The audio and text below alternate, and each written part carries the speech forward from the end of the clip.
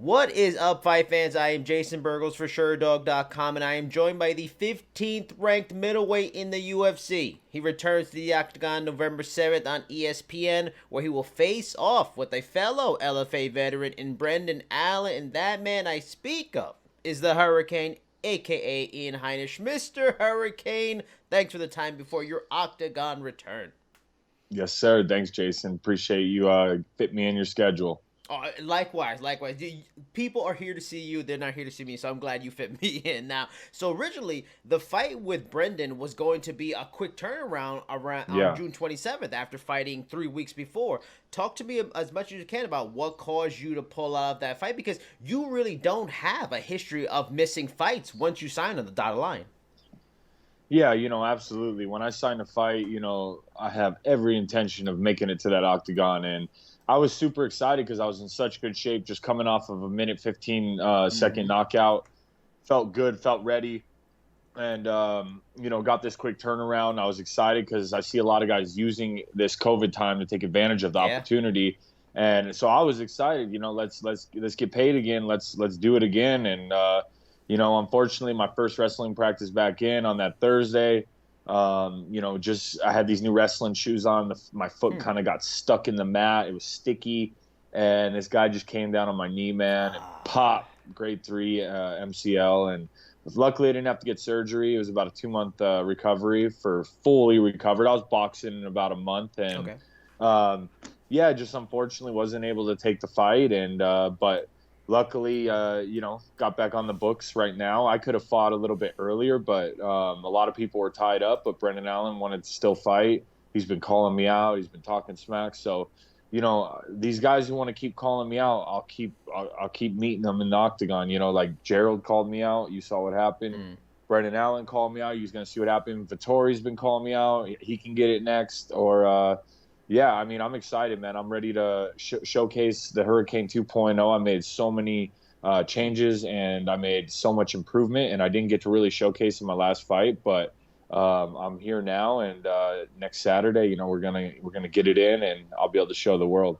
And I'm glad you brought up the trash talk, because that's the next two questions, because I want to bring up specific things he said in like the lead up to when he got the replacement fight and everything back in June, because he said, I just don't understand how you can say you're injured and then post later that you're going to Phuket to train. Like, that's okay. He's going to need those extra 3 months for me. I've been trying to fight him since he got signed to LFA. I still think I have the messages to where I asked him to fight when he got signed, and they told me no. They said he's a wrestler. He would just try to take me down or hold me. First reactions to comments and stuff like that. Man, whatever he's got to do to hype himself up. Like, I'm a wrestler. Look at my last fight. I'm a complete fighter. That's what he's failed to say. And, I believe the kid will be tough. He's young. He's hungry, but I took my lessons. I've only fought tough guys. I've only fought ranked guys except Gerald, basically, guys who've been around in this game. And I had to take some lessons. I had to learn from these vetty guys. I had to get comfortable in that cage. He's not comfortable. He's not comfortable striking. And the way it really happened was after he fought Eric Anders. I think it was after Eric Anders, or I was trying to fight for the belt again after I lost my fight, and I called him out, and he's like, "Oh, you just won another title fight, blah, blah, blah." We had a few exchange of words, and no big deal. And then he was excited to fight me because my cornerman tested positive that Thursday before the Gerald fight. And Jason House, my manager, he's a hustler. He's looking for plan B right away. They were going to pull me off that card. I was supposed to fight Brendan Allen 3 weeks after that.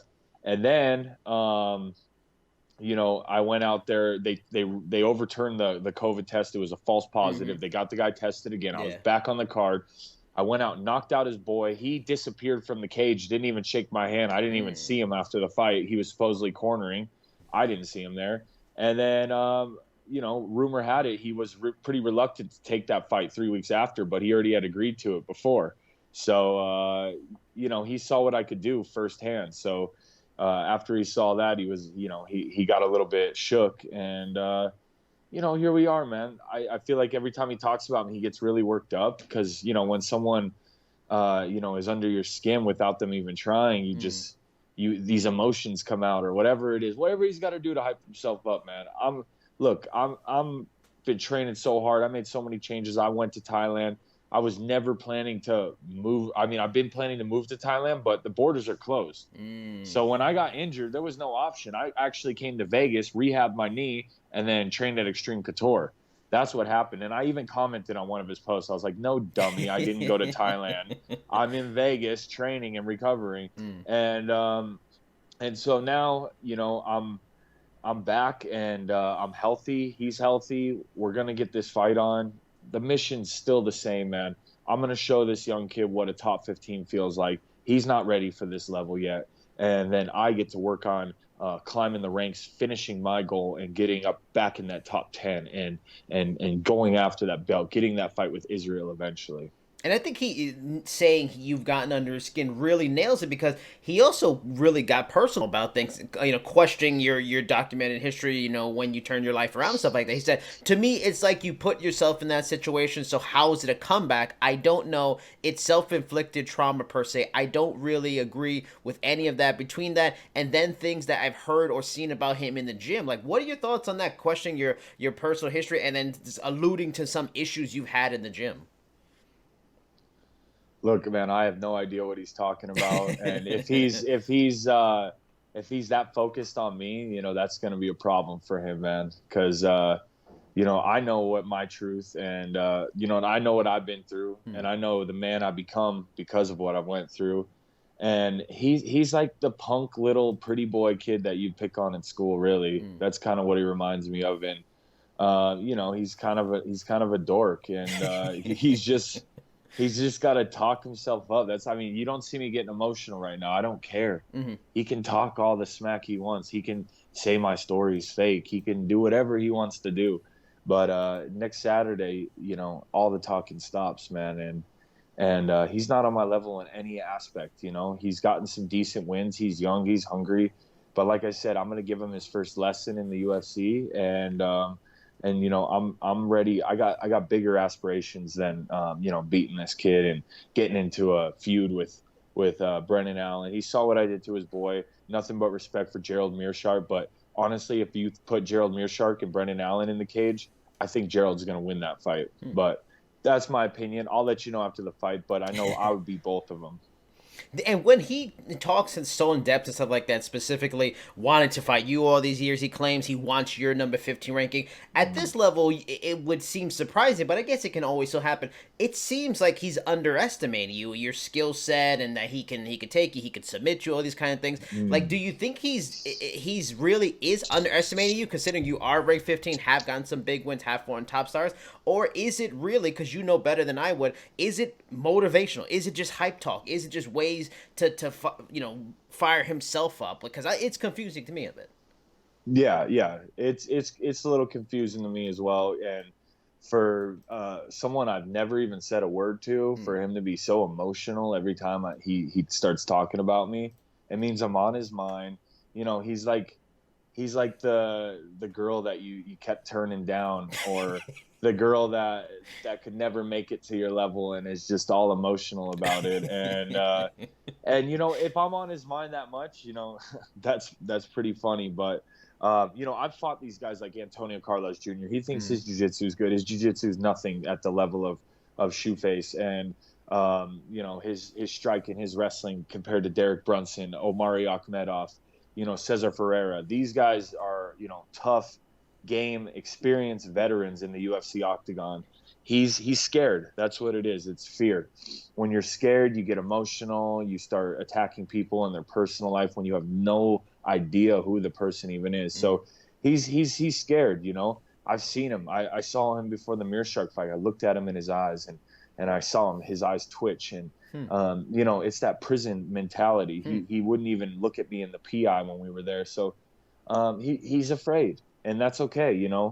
Fighting people in the octagon is a scary thing, but for him to try to attack me personally when he has no idea the person I am, who I am, never met me, never talked to me, doesn't know anyone I know, that's just out of fear, man. And if I'm focused, winners focus on winning, and losers focus on winners. So he's focused on me. I'm focused on the real prize, which is getting this KO on next Saturday, the 7th, and moving my way up. This is my destiny. This is God's plan.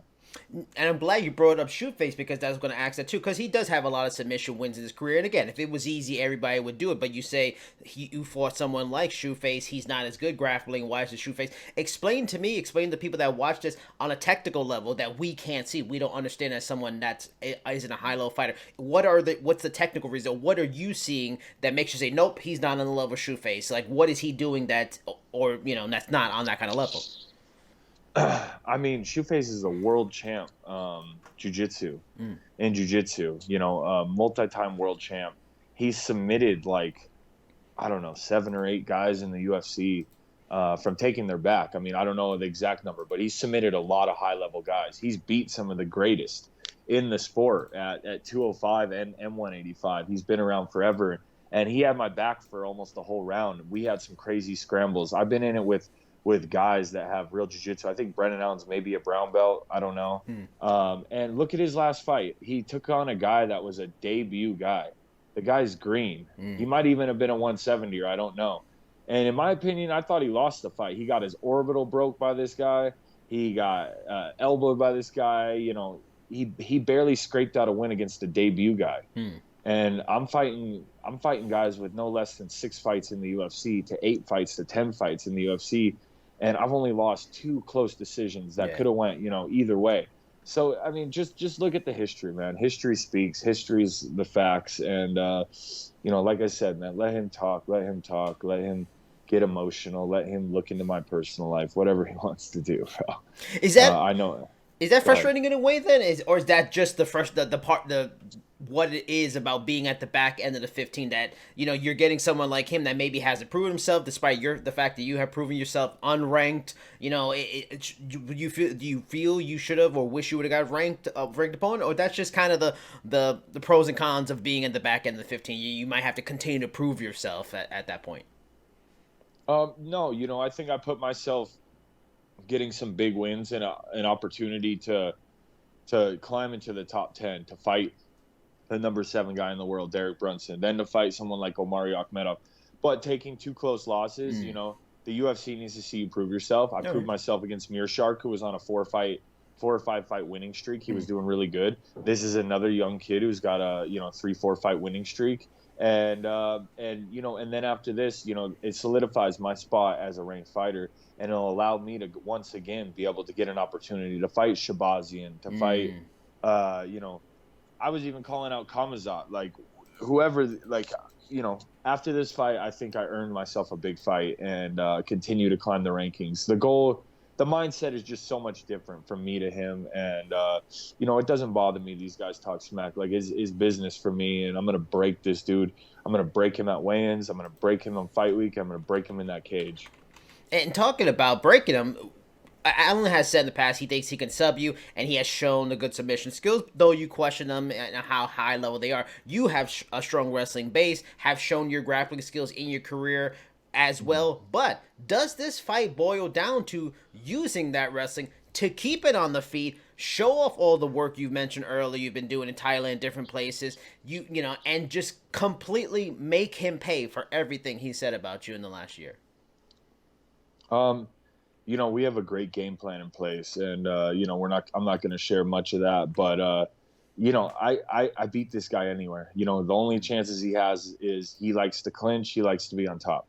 My clinch game is excellent, and has anyone in the UFC really held me down? Not really. Shoeface had my back for, a few minutes, and that was the closest. But that was something I had to be patient in, because the guy's so talented. If one wrong mistake, he catches your neck, and he's going to finish that fight. So don't worry, Jason. You just tune in next Saturday, and you're gonna see who's the dominant athlete, and yeah, I'm going to continue to climb the rankings. I hope to get a quick turnaround. Either I'm going to finish him, I believe, early in the fight, right off the bat, break his face again, or I think it's going to be late after I wear him down.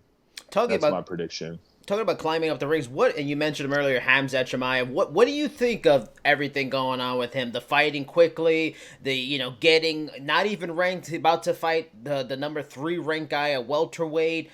sitting with Dana White at events, stuff like that.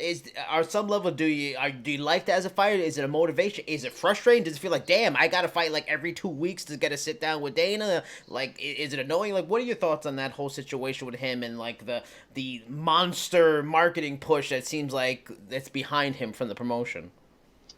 No, man, it's all good. I'm not gonna hate on someone for their journey, and I like his mentality. I like training with these Russian guys.